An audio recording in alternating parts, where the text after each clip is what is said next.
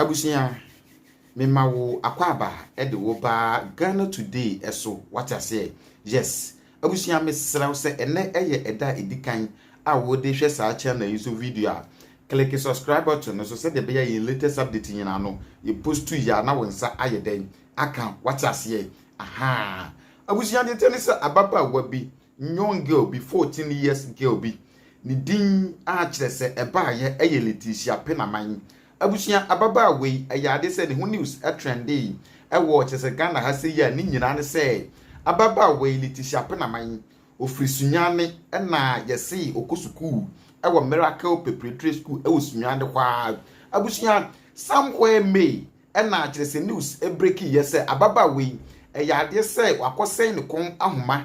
e wo chese suku a owom eye Miracle Preparatory School a eye day and boarding school e wo sunyane no yesi ababa we wakwakosen ne kon ahoma e wo chese suku ne mu a edane nsempi e wo Ghana ha. Yes, akwadaya semi edane nsempi na ekoye se na akoye chese debate between akwada na busuafo ene chese suku no ni nyina ne se according to report no yesi akwada Leticia Penaman o sen ne kon ahoma ena okum ne ho ena ne papa nom so kire mu a akwada no wan hye ne kon ahoma na sade omukopie ne so sade omukopie ne so wa bra na ahoma no ewo ne kon no enkire se ahoma no no ankasa ena de yeden ena de sen ne kon ne mum obi na hye da akum no ede ahoma na yeden akekire ne kon according to ne papa mo na abusuya sa ensensem we na kire se so far doctors for ede omo report aba abonten after say omunya abotere ede machines ehwehwehwe akwada yi ni dead body emu no eyade say omo de kire se ehon resource ayeden aba abonten na ususu say de na ekum Leticia Penaman abusuya eye ensempi what I say. Yes, the tell say ansa na me de kire se adekode potinya ekum Leticia Penaman ebema wo no maame ya friend say ohima wo yeje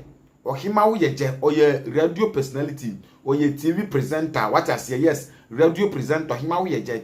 wababa kan sembi e de afa Captain Smart ye nyina ya Captain Smart a na nsen oni Angela FM enya ntokwa eni jai otubi de mane Dr. Kokuoten na tisapufo ado munamu na ba omi amonso aminiti bi omunamu adidi atem no ohima wo yeje ababa kan sembi e de afa Captain Smart ho na ensem a ohima wo yeje eka nyina ne say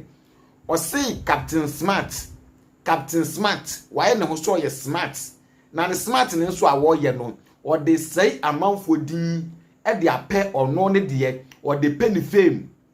what I say ohima wo ye just say Captain Smart oyobi a o say amanfo din e de age ne fancy keke what I say o say sa resignation letter na anasa nsem obeka ndefu akwoku woten wo say odidi akufo admo atam enu ntina yayi na di no ohima wo ye just say ente sa what I say na emom na Captain Smart enim say so kasa asam no dia ene eyade say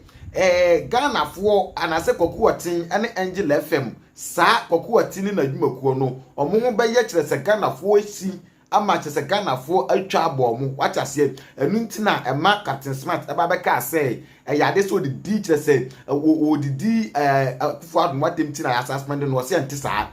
na emom ya wone no several times effort se ne boniye bia ya na oye ne wo Angela FM ho. Yes, but and this ebia wakodidi mampani atem anase wo ka no kure bi na ya den ya suspend no ya si se ya wone no several times effort se ne yobi mu a ya wo denedi e wo Angela FM but ya sa wone no ya nkwase asem de ma no what I say enu ntira ya suspend no ya suspend